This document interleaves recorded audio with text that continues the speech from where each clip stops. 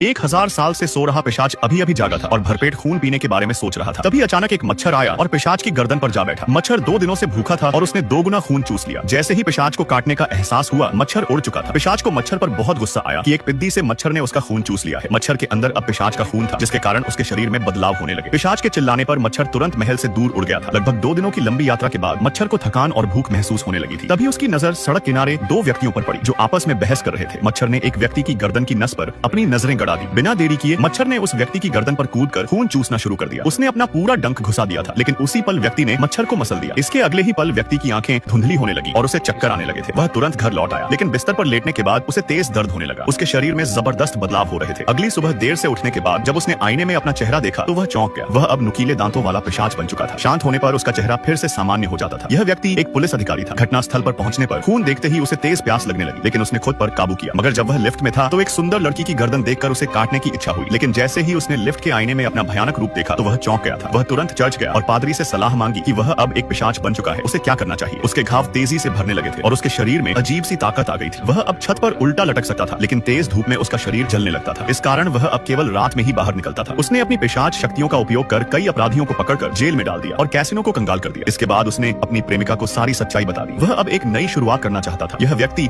अब शहर का एक पिशाच योद्धा बन गया और लोगों को न्याय दिलाने लगा।